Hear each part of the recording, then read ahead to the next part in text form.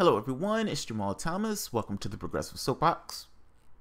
I want to give a note on Sanders. I want to give a note on Bernie Sanders. So, in a few of my videos, somebody, I think it was Gardno, he asked the question of, dude, why do you care what's in Sanders' head?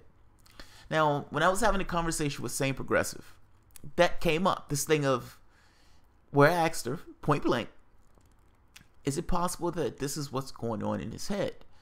Now, she says if Hillary Clinton was better, if Trump is a better choice if Hillary Clinton is debatable.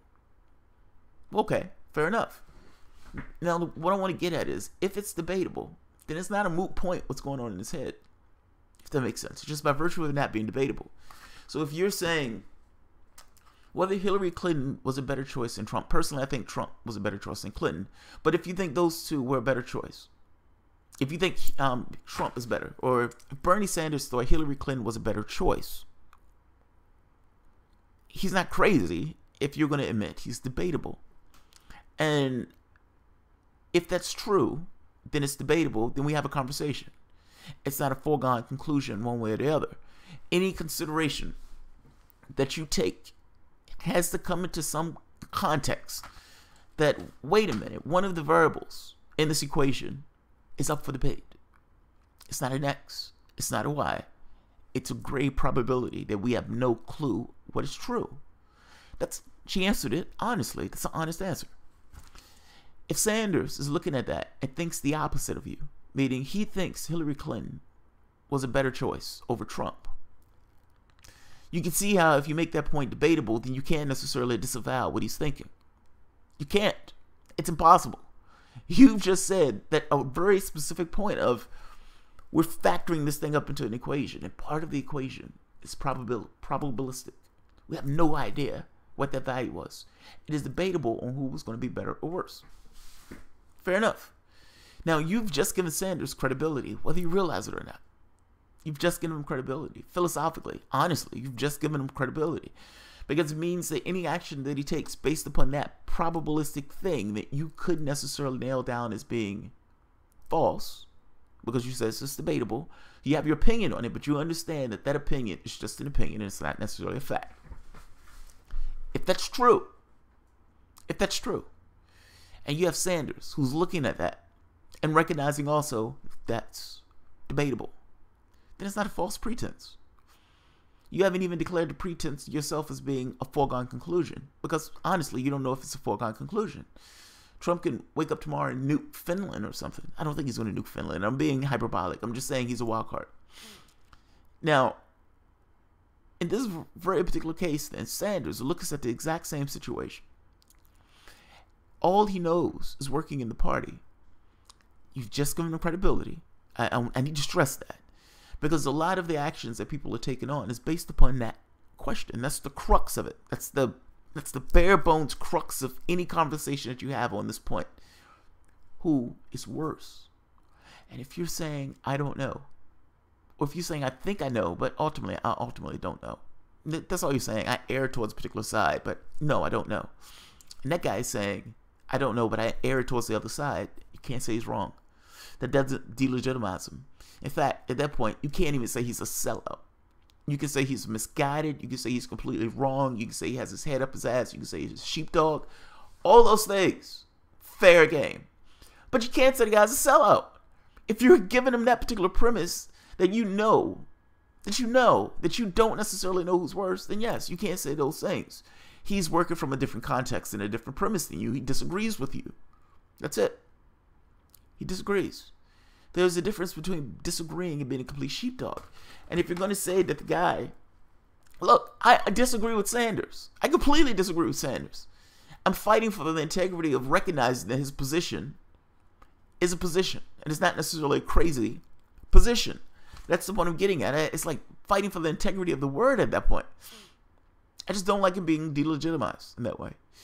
Now, I don't know why I don't like him being delegitimized in that way. So that's a different conversation. I just don't. It feels wrong to me. Ultimately, what I realize is we have no idea who's going to be the better candidate. I assume Trump is a better choice than Hillary. People will choose something else.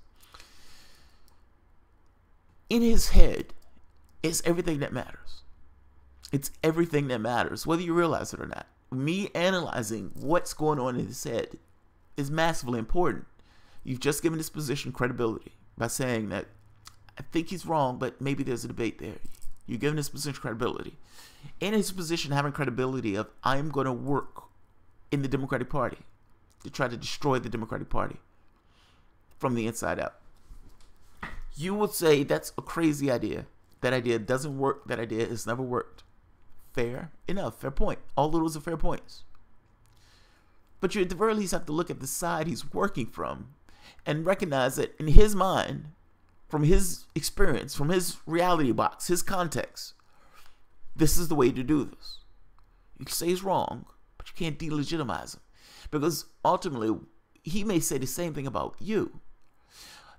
And he's not wrong in his context either. I'm making this point that neither of you, for certain sure know what to do to fix the situation. Same progressive said herself, let me pull out my magic wand. She had no clue. Sanders is doing what he thinks.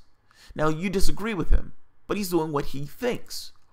He has the activity of an actual vehicle, meaning he's trying to hijack a vehicle, the Democratic Party. He's believing that he has to play a particular narrative in order to do that. That's the truth of the matter. If he believes that Russia's a threat, then yes, he's going to work with the Democrats for Russia. At the same token, the guys out there trying to undermine the party, he's attacking the party left and right. He's putting candidates up to try to take these guys out the office. I shouldn't say this. I talked to Nina Turner, and I asked her what the hell is going on with Sanders. I asked her other stuff, but this very particular point, I said I wouldn't write it. But I asked her this very particular point. What the hell is he doing? Why is he in that party? Like, why is he helping this party? And she says he believes he can fix it from the inside. He believes he can take over the ship. And as long as he believes it, he's going to try it. That's what I've been saying all along. So that's not necessarily this big surprise. I'm looking at his actions. That's his belief. But you understand what you're saying is also a belief, right? I'm making this point that you have no claim to the truth. You have a claim to a position and an opinion. Sanders has a claim to a position and an opinion. Which of us are right? I have no clue. I have no clue. Now, what I will say is, Sanders is playing this FDR role to save capitalism, which I don't particularly like. If you're going to do it, you're going to call yourself a socialist, break that system in half. Break it. And yes, I agree. Stripping himself from that party and starting a third party. Yes, I like that idea.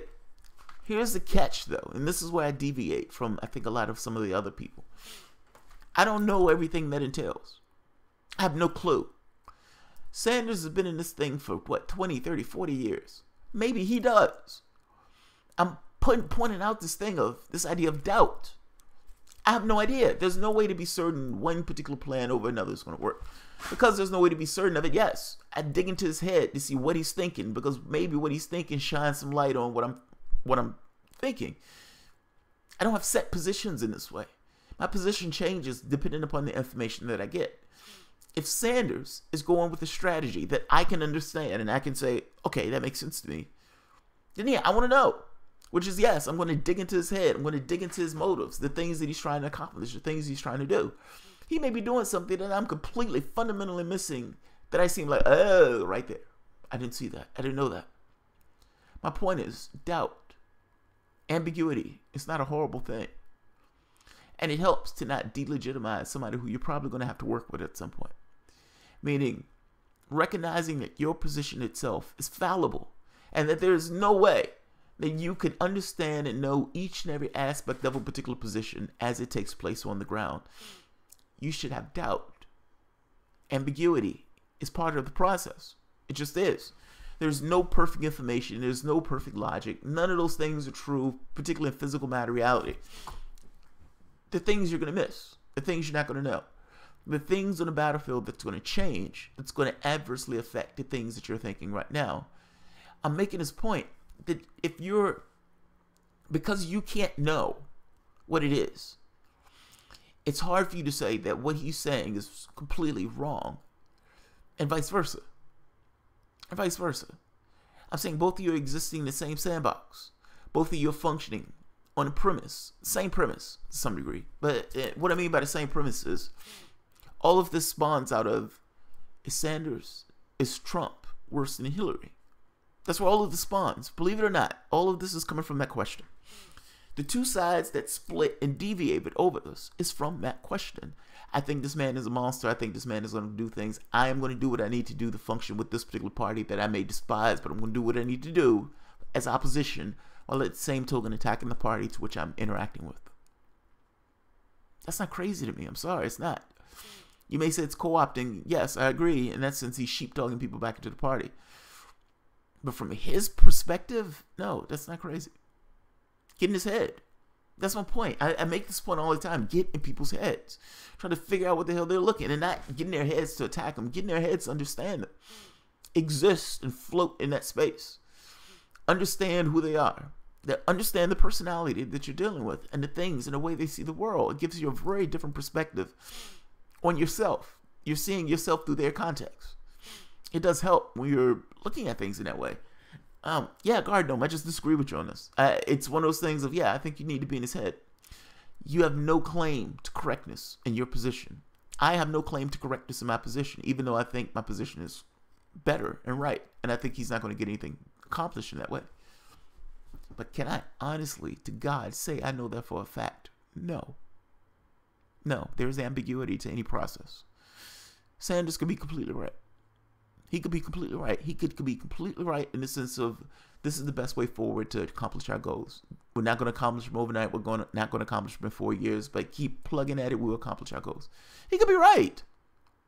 I could be wrong.